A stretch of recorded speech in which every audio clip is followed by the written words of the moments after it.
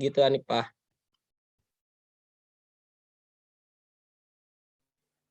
Baik, terima kasih Iqbal. Nah, itu maksud saya tuh poinnya itu. Jadi mungkin kita juga bisa banyak belajar dan mengevaluasi diri. Dan pas sekali kebetulan kelompoknya Iqbal dan juga teman-teman menyampaikan tentang pendidikan karakter dan juga bahasa Indonesia yang ya menurut saya cukup berkaitan dengan permasalahan yang terjadi tersebut. Jadi ya saya sangat setuju sekali dengan apa yang Saudara Iqbal katakan. Terima kasih.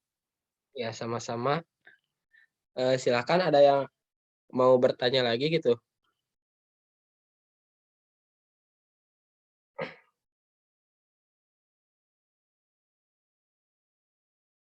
Oh,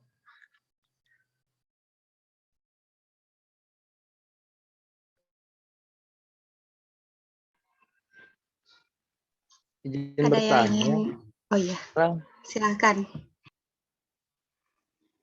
Kalau menurut pendapat kelompok Iqbal gitu, mengenai karakteristik jangan menyangkut-nyangkut Indonesia lah, Indonesia terlalu luas, mengenai karakteristik berbahasa Indonesia di Tasikmalaya itu bagaimana menurut Iqbal? kepada saya atau kepada anggota yang lainnya gitu, anggota kelompok kami lainnya. Ya mungkin kepada anggota kelompok, mungkin siapa saja gitu. Oh iya, silakan Tit.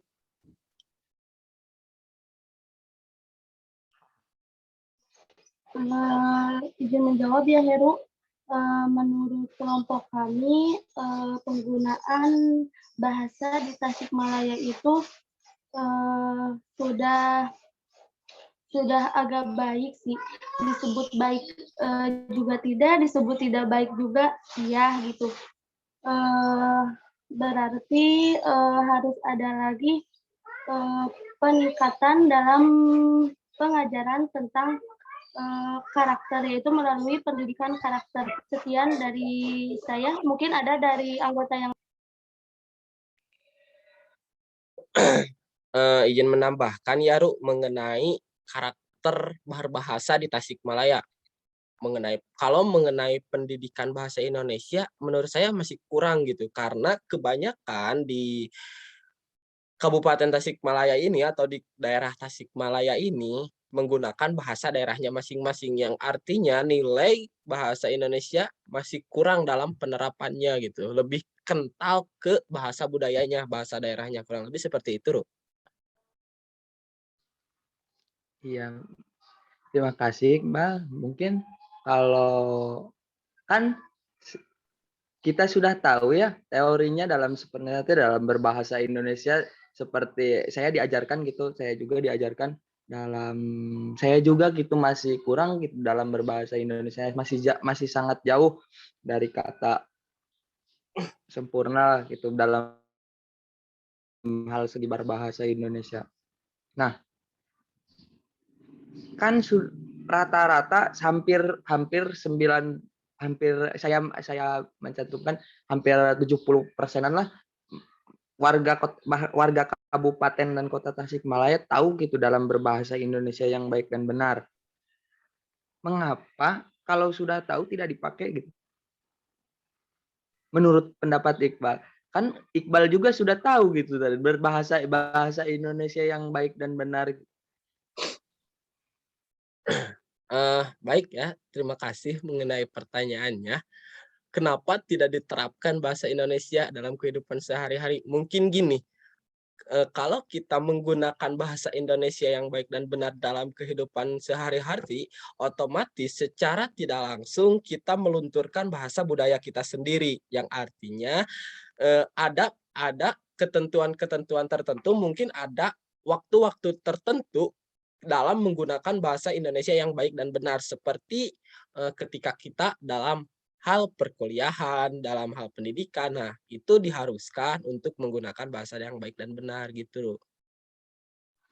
Ya, saya juga sudah tahu kan itu sudah dibahas dari ke belakang-belakang gitu ya, Bang. Nah, Iya. mengenai kan Seperti kan di ruang lingkup seperti di kampus gitu kan, di ruang lingkup di luar lingkup di kampus. Nah, kan seharusnya kan kalau dalam lingkup sekolah harusnya menggunakan bahasa Indonesia gitu.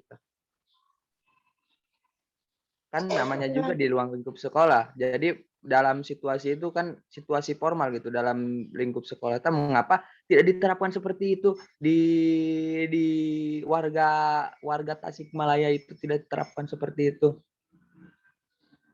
Kan Gini. bisa juga kan? Oh Kan iya, kan silakan, gini, Ru. kalau di sekolah gitu harus berbahasa Indonesia.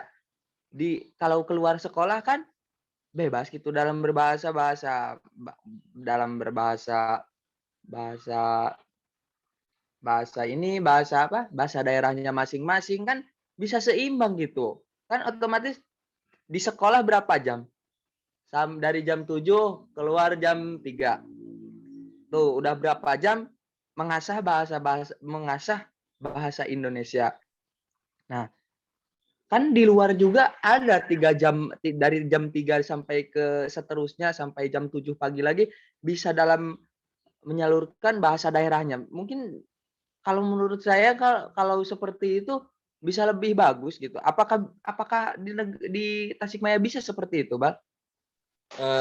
Sebenarnya bisa-bisa saja gitu, Ru, mengenai permasalahan itu. Namun kembali lagi kepada diri kita sendiri. Contoh, kepemikiran Heru gini, Heru canggung nggak gitu kalau setiap hari, setiap ada kegiatan menggunakan bahasa Indonesia yang formal? Canggung nggak, Ru, gitu? Nah, mohon maaf ya, Bang. Gini, aturan dari masyarakat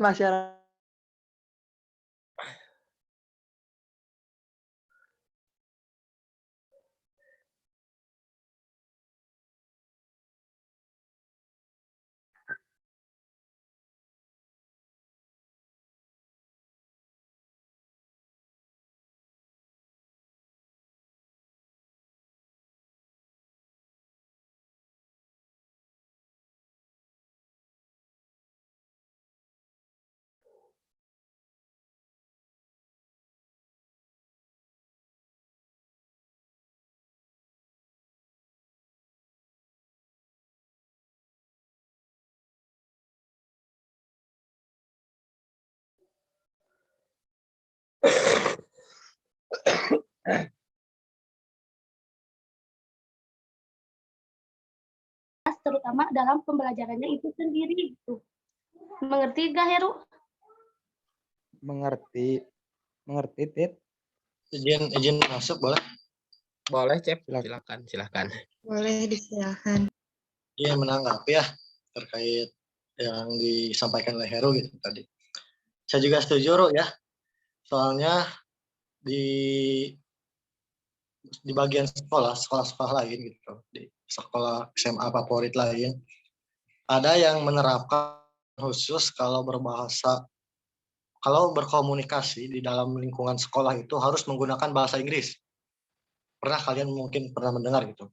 Nah, bagaimana sih kalau bahasa Indonesia itu diterapkan seperti itu? Jadi ada aturan khusus. Kan kalau di sekolah seperti itu yang tidak berkomunikasi dengan bahasa Inggris kan ada sanksi gitu. Nah, kalau itu diterapkan dalam bahasa Indonesia mungkin itu akan menjadi pemasyarakatan seperti kata Iqbal tadi, akan menjadi bahasa Indonesia yang baik dan benar itu terrealisasi gitu di kalangan anak-anak dan remaja gitu. Iya, izin masuk ya. Saya dulu, Cep, Nah, boleh? Heru? saya setuju. Sebentar ya. Saya setuju dengan Cecep ya, kan saya melihat dari pondok pesantren Sukamana ya, itu kan dalam berbahasa dan di lingkungannya seperti ada jam-jam tertentu gitu harus memakai bahasa Inggris. Dia otomatis yang tadinya dia tidak tahu dalam berbahasa Inggris pun dia pasti lebih tahu gitu, bisa dalam mengucapkan bahasa Inggris. Nah, kenapa di negara bahasa Indonesia sendiri tidak diterapkan seperti itu? Kan kalau diterapkan kita bisa membangun karakter-karakter anak muda, karakter yang kata Iqbal tadi membangun karakteristik dari masyarakat. Kan bisa seperti itu, Bang. Terima kasih ya untuk masukan-masukannya. Saya izin menyanggah gitu. Untuk penerapan bahasa Indonesia itu menurut saya sudah diterapkan. Contoh, kita masuk ke tata tertib perkuliahan.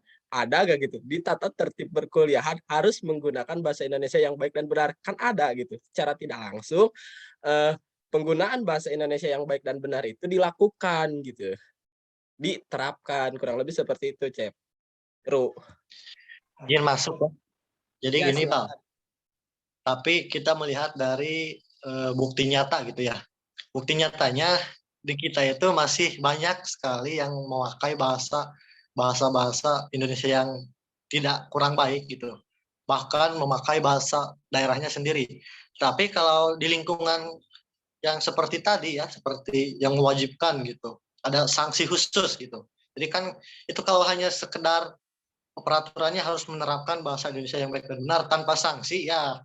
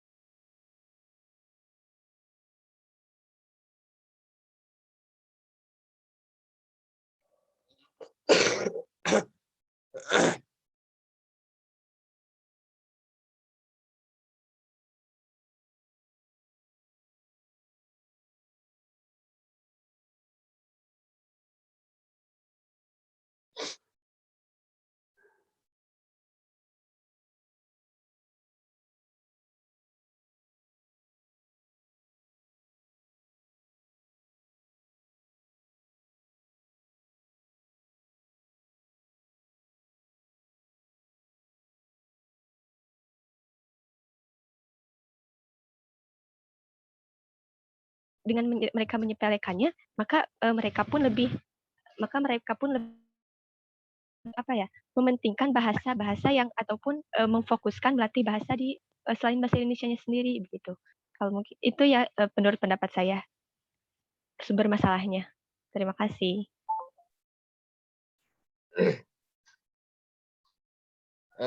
Baik, terima Kala, izin masuk juga ya gitu. Untuk penerapan bahasa Indonesia yang baik dan benar itu mungkin menurut saya ini problem yang sangat sulit itu di kalangan masyarakat. Kita lihat aja gitu ke problem penggunaan bahasa budaya gitu oleh generasi milenial. Mereka tahu gak gitu bahasa budaya lokal, bahasa mereka sendiri menggunakan bahasa yang baik dan benar gitu. Kan jarang gitu. Someah lah, kalau bahasa Sundanya itu kan mereka banyak yang tidak tahu gitu. Sama halnya gitu seperti problem penggunaan bahasa Indonesia yang baik dan benar gitu.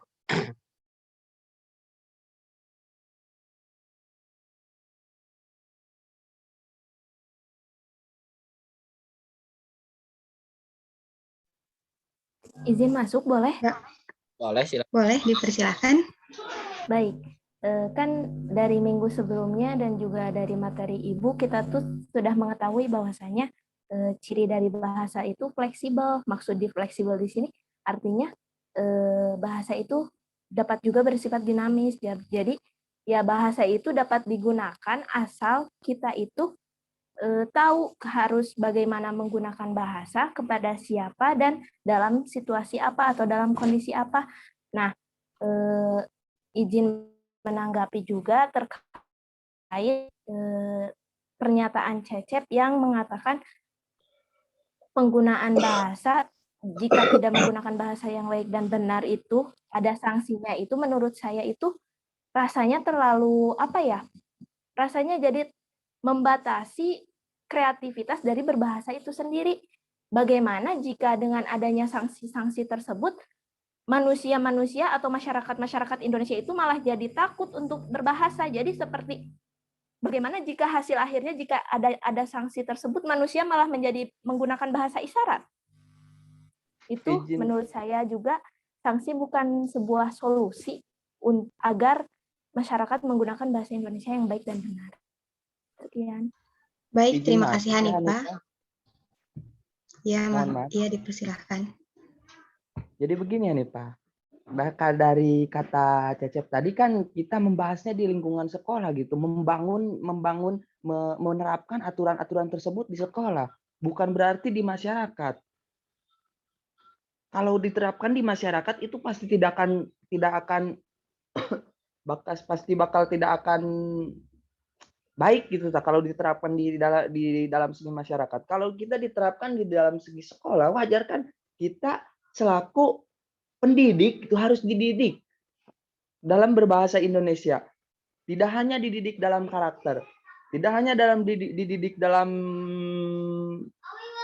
segala apapun kan yang lebih dekatnya berbahasa Indonesia saja. Kadang kan kita kalau dalam segi ulangan ataupun ulangan dalam bahasa Indonesia itu seharusnya kan kita sebagai warga Indonesia harusnya kalau dalam segi ulangan dalam pembelajaran bahasa Indonesia harusnya minimal 90 ke atas kalau menurut saya ya.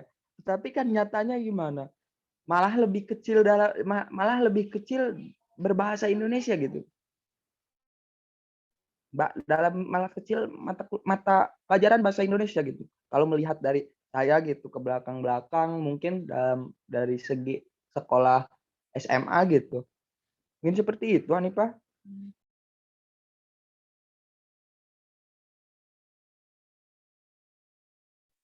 Baik, terima kasih Saudara Heru.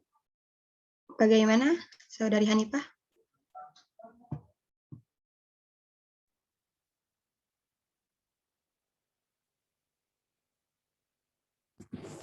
Cek apakah suara saya terdengar? Ya, baik. Iya, jadi kalau berbahasa di lingkungan sekolah mah memang pasti ada aturannya, cuma saya keberatannya kalau ada sanksinya, begitu maksudnya mah Heru. Iya, mungkin kan kalau untuk melihat kesadarannya ya, kalau kita melihat dalam segi harus menunggu sadar gitu, mau sampai kapan gitu. Tapi kan kita bisa menerapkan gitu dalam sekolah itu luang lingkup sekolah SMA gitu diterapkan dalam segi luang lingkup dari sekolah dasar gitu diterapkan gitu dalam harus berbahasa Indonesia. Mungkin seperti itu bisa lebih baik kalau menurut saya mah kalau di lingkungan sekolah, kalau di luar lingkungan sekolah mah ya jangan seperti itu gitu. Izin masuk, Bro. Sebelumnya suara saya terdengar. Gini, semua Terdengar, orang kalangan masyarakat itu tentunya berbeda gitu. Ada yang mereka mengenyam pendidikan layak, ada juga yang tidak mengenyam pendidikan layak. Nah, tugas kita sebagai orang yang yang masuk ke dalam memiliki pendidikan yang layak, tugas kita adalah menerapkan penggunaan atau penerapan dalam pendidikan kita ke ranah masyarakat, kurang lebih seperti itu. Jadi gini, kita dididik, kita juga mendidik gitu. Kurang lebih seperti itu, Ru. Iya Bang. Menurut saya juga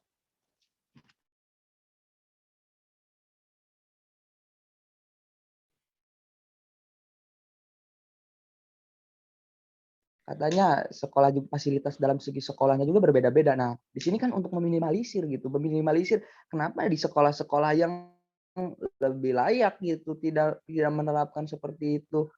Kan kalau kita bisa melihat kalau yang layak seperti pasti yang akan mengikuti seiring berjalannya waktu seiring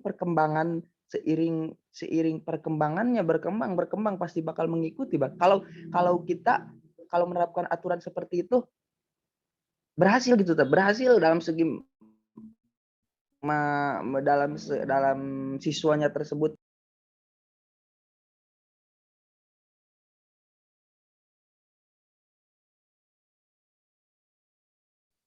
Barangkali gitu dari teman-teman ada Nadine, Hanifah, terus juga yang lainnya gitu. Ada yang mau menjawab itu pertanyaan Heru atau menyanggah juga silahkan. Ocha?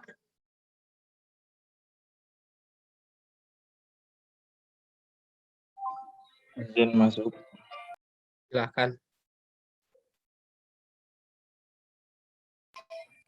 Saya setuju dan sependapat dengan Saudara Heru. Terima kasih.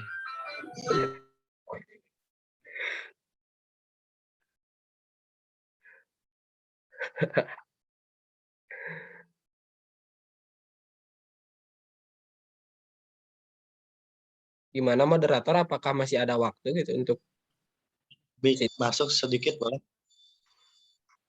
Masih ada waktu 8 menit lagi. Ya, boleh. Oh, iya. Dipersilakan, Cecep. Baik.